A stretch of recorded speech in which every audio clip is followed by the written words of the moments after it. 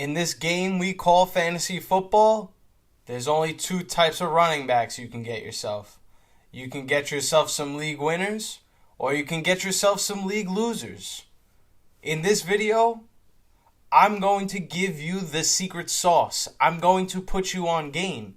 And we're going to go over the three running backs that will outperform their ADP and potentially win you your leagues. Let's roll the intro.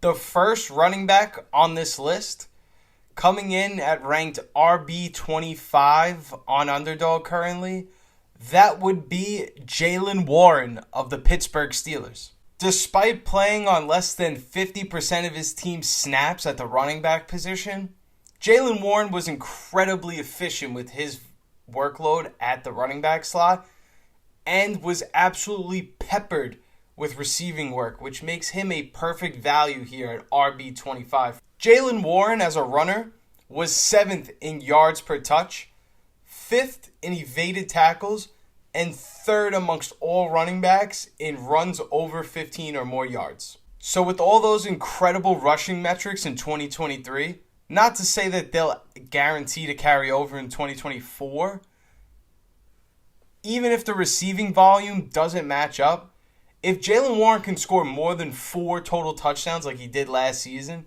he is an absolute great value in the middle of your fantasy football draft. Like I just said, the receiving volume may not be there again for him, as in 2023, Jaylen Warren was 5th amongst all running backs in receptions and was 6th amongst all running backs in target share amongst running backs. These numbers don't have to repeat themselves in 2024, but even if he's splitting the carries, which he was last season, if he continues to play half the snaps, he's shown that he's more than just efficient. He's incredibly efficient with the volume he's given. And if the Pittsburgh Steelers are going to get an upgraded offense with Russell Wilson now as quarterback, it's likely Jaylen Warren will score more than 4 total touchdowns, making Jaylen Warren a potential league winner in the middle of your fantasy football drafts. The second running back that could potentially win you your fantasy football league this season in 2024 is Brian Robinson Jr., who comes in at the running back 30 overall. And here's what's interesting about B-Rob. Just like Jaylen Warren, Brian Robinson was floating around, a 50% snap share. He was actually 51.5, so that was good for 29th amongst all running backs last season. But Brian Robinson was 12th in total touchdowns, 14th in yards created, and has proven that he can be a pass catcher along with his rushing ability that we saw in 2022. Last season, as a pass catcher for the Commanders, Brian Robinson amongst all running backs was 1st in yards per reception and 5th in yards per route run. So he clearly has taken a step in terms of, I can be the guy who catches passes. I can be the guy that takes a bulk of the volume when it comes to running the football. Things like that are going to keep Brian Robinson on the field. Even if it's 51.5% of the snaps like it was in 2023, that was still good enough for a pretty good finish in fantasy football, though it was mainly because he had 9 total touchdowns last season. If you are someone that's worried personally about taking Brian Robinson earlier than his ADP because you think Austin Eckler will eat into his workload, it's probably likely that they split 50-50. And Brian Robinson last year, on 51.5% of the snaps, turned around and outperformed his ADP. So guess what? At RB30, why are we not expecting him to outperform his ADP? The Commanders last season were 14th according to Pro Football Focus in run blocking, and it's only gotten better with 3 offensive lineman additions, one including Tyler Biadasz, the center that was formerly on the Dallas Cowboys. In 2023, though Brian Robinson Jr. had, like I said, 9 total touchdowns, that bumped him up to RB21. And no, we don't think that 9 touchdowns is repeatable over the course of his career, or especially in 2024, the year we want to draft him. You're still getting a quality running back at RB30 on Underdog, or whatever league you're going to draft in. Think about the idea of taking a running back at RB30 who is almost guaranteed to not only be the starter, but probably play more than half the snaps. Is that fair to say?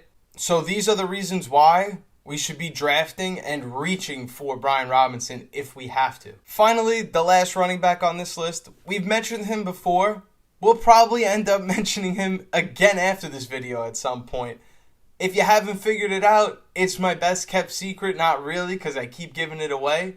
But Kimani Vidal of the LA Chargers at RB45 is a potential league winner. With J.K. Dobbins, who is known for not being able to stay healthy over the course of a full season, and add that to the fact that Gus Edwards is starting to creep up there in age, even though his volume isn't, and he's coming off of his best season as a pro with 13 rushing touchdowns scored last season. Kimani Vidal, before the Chargers even take a snap, has a chance to either cement himself as the running back 2 or even the running back 1 on the depth chart before the Chargers even take a regular season snap. And while I'm on the hype train of trying to sell you the bill of goods that is Kimani Vidal, let's talk about how Gus Edwards finished as the RB25 last season and had 13 rushing touchdowns. If you expect him to continue to score 12 or more rushing touchdowns, then I could see why you want to take him at his current ADP.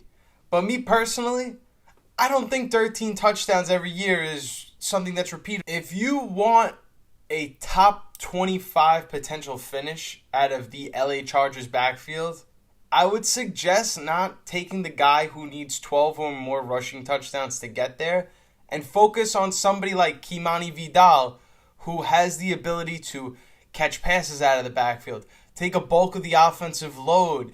If Greg Roman is going to be running the ball like crazy, yes, Gus Edwards is very familiar in the system, but if he's not getting that high snap share that he was last season, there really isn't much of a pathway for this guy to repeat as a top 25 running back.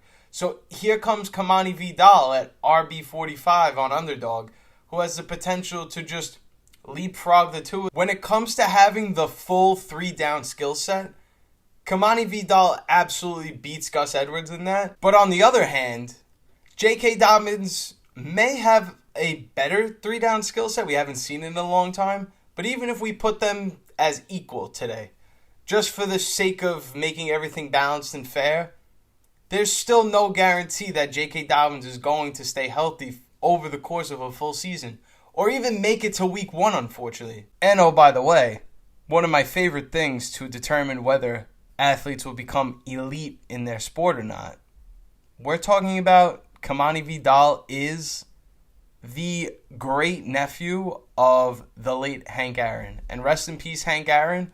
That is one of the greatest baseball players of all time. So I definitely want that bloodline in my sleeper running back if that's available to me in the late rounds. So those are my 3 running backs that I'm basically giving my stamp of approval that they're going to win you your leagues if you draft them at their ADP. If you like fantasy football content, feel free to smash the like button and throw me a thumbs up. I would really appreciate it, and it goes a long way in terms of getting my videos out to other viewers.